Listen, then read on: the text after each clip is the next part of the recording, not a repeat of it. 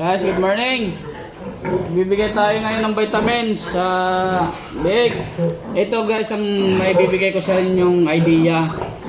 Malayong malayo talaga pag lapag ang panakan, siminto. Ito ang resulta.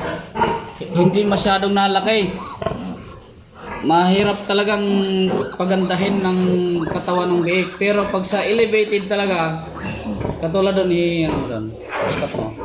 Yan guys, elevated yon yung doon. Ang ganda ng resulta. Kaya payo ko dyan sa inyo kung yung mga mag-ano ng farm, sa umpisa pa lang mas maganda talaga elevated ang inyong paanakan. Kahit halimbawa 10 lang na inahin, pero elevated quality talaga. Pero ito ay binabalakan na ni sir na ipa-elevated lahat. Nag-ano lang ng budget, naghihintay-hintay. Kaya ngayon, sinatsagaan na lang muna namin itong panakan na ito na lapag sa simento. Ang simento kasi malamig. Pag sobrang lamig ng panahon, sobrang lamig din ng simento. Pag mainit naman masyadong panahon, sobrang init naman ng simento. Kaya yun ang resulta ng biik. Pero kaya pang pagandahin yan guys pag nasa nursery na. Kasi elevated naman ang nursery.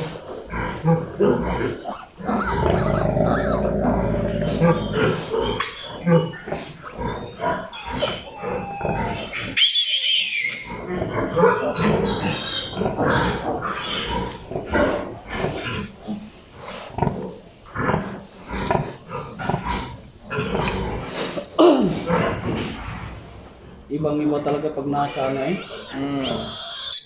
Parang katawan ko yan eh. Maganda ng katawan nito nung unang labas eh.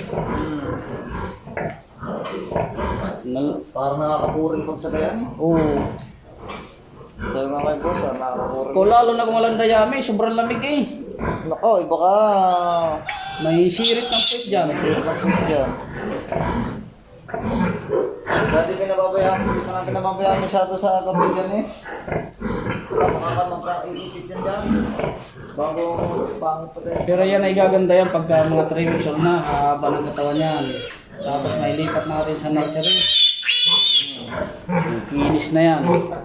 Ba't yun, gaganda nga. Bilog na bilog na.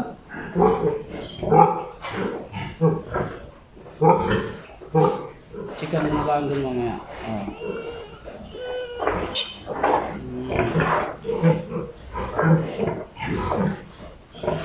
Malayong malayo talaga sa paanakan na elevated.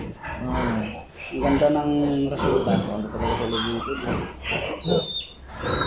Tsaka malinis ang bake. Malinis tignan ng Saka bake. malinis ang buhay pag nasa elevated. Nakakasama nga lang ano. Yung ano. Ang dudungis ang katawan.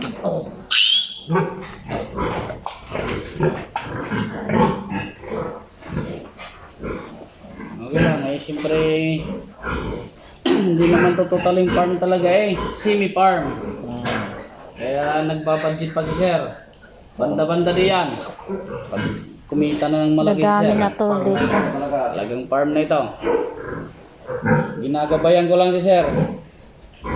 Bubugtungan daw niya to eh. Target namin dito 100.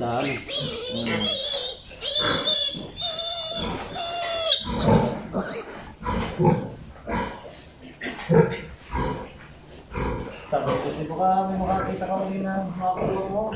Maghanap pa uli. Ika, okay, ano natin pamasahe? Baka hindi mo na mag-o-offer pamasahe pag hindi sigurado. Baka magpahiya lang ako Sige dyan. na naman.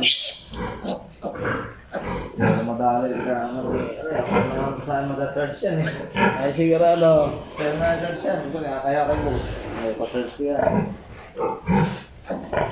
Hindi sabihin mo sir, hindi ko lang magpapangako sir ang ugali niyan ha. Hindi makakahanap ka. Nangyari din yan sa...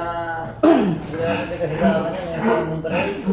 Kung ano pamangkin. Oo. Pinadalahan ako masahe. Naku, pamangkin mo pa. Oo, wala na pala. Wala ha? Wala na. Ayun sa ilalim. Okay na. Guys, tapos na tayo mag-vitamins. Thank you. Please follow me my reels. Manood naman kayo sa aking mga reels at mag-follow guys. At mag-subscribe kayo sa YouTube channel ko. Para tuloy-tuloy tayo guys. Pag may mga katanungan lang kayo, mag-PM lang po kayo sa akin. Salamat guys.